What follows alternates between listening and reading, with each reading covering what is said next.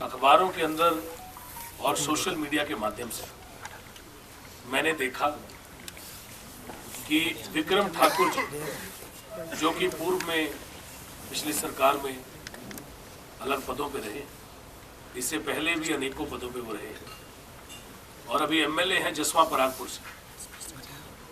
विक्रम ठाकुर जी ने एक प्रेस वार्ता की और उस प्रेस वार्ता में उन्होंने एचपीटीडीसी को लेके कुछ सवाल उठाए।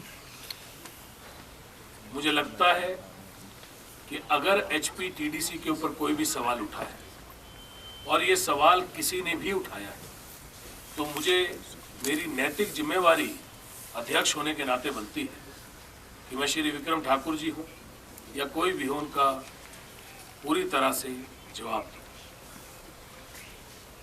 सबसे पहले विक्रम ठाकुर जी ने अपनी प्रेस वार्ता में जो बात कही उसके ऊपर मैं आता हूं। विक्रम ठाकुर जी ने अपनी प्रेस वार्ता में कहा कि कोर्ट के अंदर, माननीय हाई कोर्ट के अंदर गलत दस्तावेज या गलत हलफनामा देके एचपीटीडीसी ने गलत दस्तावेज या गलत हलफनामा दिया और उसको दिलवाया गया, क्योंकि गलत दस्तावेज जब जाएंगे तो केस कमजोर होगा, ऐसा उन्होंने कहने की बात की। तो मैं सिर्फ इसके ऊपर दो बातें कहना चाहूंगा। पहली बात कि विक्रम ठाकुर जी से मुझे ऐसी बात की उम्मीद नहीं कि वो बिना पढ़े, बिना सोचे, बिना तथ्यों के, बिना सबूत के कोई भी बात कहेंगे। अगर विक्रम ठाकुर जी के पास एक भी सबूत, मैं दो सबूतों की बात नहीं कर रहा, एक भी सबूत, एक भी तथ्य अगर उनके पास इसके ऊपर है, तो वो वापस प्रेस कॉन्फ्रेंस में आके या कहीं पे भी विधानसभा में जब अभी सेशन है उसको सार्वजनिक करें, ताकि पूरे हिमाचल प्रदेश की पब्लिक इसको देखे कि कौन से दस्तावेज, कौन से कागज एचपीटीडीसी ने गलत दिए। जहां तक उन्होंने बात की कि कागज जो है उनके साथ छेड़छाड़ हुई, ये बहुत ही बड़ा इल्जाम है और ये बेबुनियाद इल्जाम है, ये तथ्यों से परे है। ना तो उनके पास कोई सबूत है, ना उनके पास कोई तथ्य है। सिर्फ अपनी बात राजनीति करने के लिए राजनीति करना ये औचित्य नहीं है।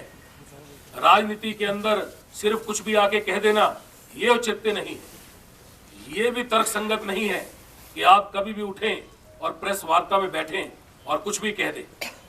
आपको हमेशा जब बात करनी है तो तर्क के ऊपर आके करनी है, तथ्यों पे करनी है, सबूत पे करनी है।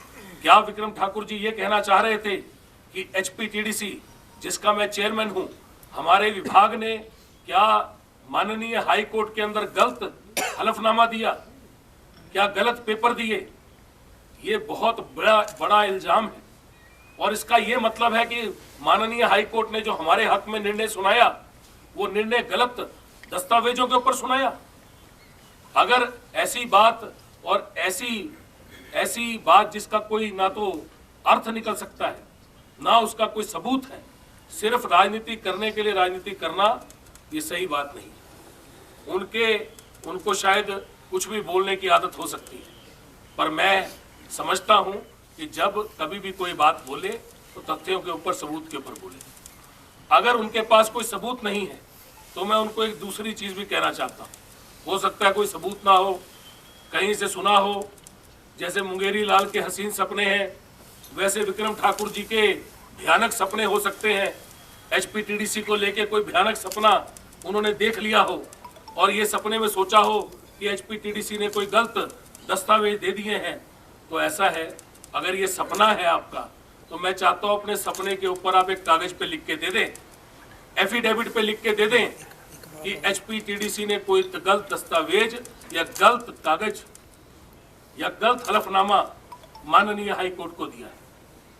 मुझे पता है कि वो कभी लिख के नहीं दे सकते। सिर्फ उठे, प्रेस कॉन्फ्रेंस की, एचपीटीडीसी की बात की और कह दिया कि इसके जी गलत कागज दिए गए थे। मैं सिर्फ ये चाहता हूं कि अगर आप कोई बात भी कहते हैं उसका कोई मकसद और उसका कोई मतलब होना चाहिए। अब दूसरी बात ये आई कि आप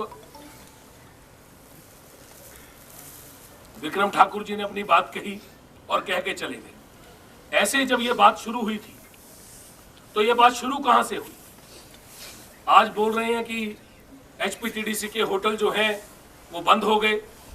आज आप धौलाधार में बैठे हैं, धर्मशाला धौलाधार की ये बात करते हैं, चैल की ये चैल पैलेस की ये बात करते हैं, ये बात भागसू की करते हैं, ये बात शिमला पीटरहॉफ की करते हैं, ये बात हॉलिडे होम शिमला की करते हैं।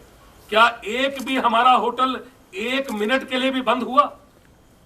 हमारा एक भी प्रदेश में होटल 1 सेकंड के लिए बंद भी नहीं हुआ। जब हमारा होटल 1 सेकंड के लिए भी बंद नहीं हुआ तो राजनीतिक मुद्दा बनाने का क्या मतलब? हमारे होटल के बंद करने के आदेश किस चीज पे आए, उसके ऊपर वापस जाना पड़ेगा। और मैं बार बार इस बात को इसलिए कहता हूं क्योंकि अगर झूठ कोई बोले और बार बार झूठ बोलता रहे तो लोगों को वो भी सत्य नजर आना शुरू हो जाता है। आज विपक्ष के हमारे बंधु हैं, सीनियर लोग भी, मुझे लगता है कि इतने सीनियर है, मैं सबका नाम नहीं लूंगा क्योंकि मैं उनका इज्जत मान करता हूं, पर आज तथ्यों से परे होकर सबूत नहीं होने के बावजूद, सच्चाई से परे हटके और सत्य का एक पॉइंट भी उनके पास नहीं है, सत्य से बिल्कुल हटके वो बात करते हैं। जब वो ये बात कहते हैं कि एचपीटीडीसी के 18 होटल बंद हो गए और अब उनके कुर्की के आदेश जारी हो गए, भाई मुझे ये बताया जाए कि कुर्की के आदेश उन्होंने कहां देखे? क्या माननीय हाईकोर्ट ने कुर्की के आदेश धौलाधार के लिए दिए? क्या माननीय हाईकोर्ट ने कोई किसी और होटल, चैल पैलेस या हॉलिडे होम या भागसू के लिए कोई आदेश दिए? माननीय हाईकोर्ट ने कोई भी कुर्की के आदेश नहीं दिए। माननीय हाईकोर्ट ने एचपीटीडीसी की किसी प्रॉपर्टी की कुर्की के आदेश नहीं दिए। मैं दोबारा बोलना चाहूंगा पूरे हिमाचल प्रदेश के अपने सभी नागरिकों को कि ये झूठ है, और दोबारा से इस बात को मैं दोहराना चाहूंगा कि माननीय हाईकोर्ट ने 18 होटलों को बंद करने के आदेश जो दिए थे उसको हमने डबल बेंच में उसी वक्त डबल बेंच में हमने उस आदेशों के लिए हम गए, और हमारे वकील श्रवण डोगरा जी जो कि प्रदेश के बहुत ही सीनियर वकील हैं, एजी रह चुके हैं, प्रदेश के अटॉर्नी जनरल रह चुके हैं, बार काउंसिल हिमाचल के अध्यक्ष रह चुके हैं, हाई कोर्ट के बार काउंसिल के चेयरमैन रह चुके हैं, इतने बड़े वकील को हमने किया और हमने सुनिश्चित किया कि हमारा कोई भी होटल 1 सेकंड के लिए भी बंद ना हो। और ये आदेश क्यों आए थे, इसके पीछे की वजह क्या थी? ये आदेश इसलिए थोड़ा ना आए थे कि कोई और मुकदमा चला हुआ था। मुकदमा पेंशन का चला था। पेंशन के मुकदमे के लिए कोई आदमी गया अपने रिटायर्ड बेनिफिट लेने के लिए। रिटायर्ड बेनिफिट लेने के लिए वो माननीय हाईकोर्ट में गया, और मैंने बार बार अपनी प्रेस वार्ता में कहा है कि हमने पिछले 2 साल में, अभी हमारी सरकार को 2 साल नहीं हुए, कल जाके होंगे, कल हमारी सरकार के 2 साल पूरे होने हैं। 2 साल से पहले हमने 36 करोड़ रुपया, 36 करोड़ रुपीस अपने आप एचपीटीडीसी ने खुद कमा के सारे रिटायर्ड बेनिफिट्स जो हैं वो रिटायर्ड कर्मचारियों को दिए।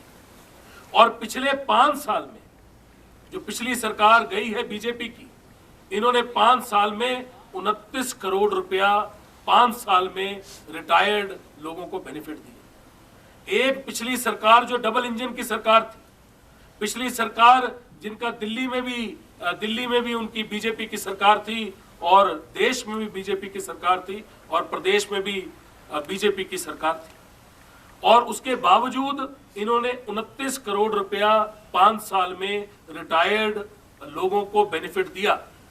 हमने 2 साल से कम वक्त में 36 करोड़ रुपया रिटायर्ड लोगों को बेनिफिट दिया। हमने आज तक के इतिहास में सबसे बड़ी टर्नओवर की है। आज तक जब से एचपीटीडीसी बना है, उन्हीं होटलों के साथ हमने सबसे बड़ी टर्नओवर 100 करोड़ का आंकड़ा क्रॉस किया।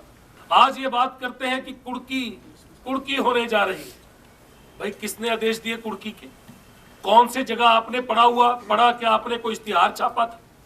क्या आप मुंगेरी लाल के हसीन सपने देख रहे हैं, या आप मुंगेरी लाल के भयानक सपने देख रहे हैं? क्या आपके अपने सपनों की दुनिया में रह रहे हैं? क्या आपको पता नहीं है कि ऐसा कोई आदेश आज तक नहीं आया? हमने ऐसी बात ना बीओडी में की, हमने ऐसी बात ना प्रेस के सामने की, हमने ऐसी बात किसी मीटिंग में नहीं की, हमने ऐसी बात लोगों के साथ नहीं की।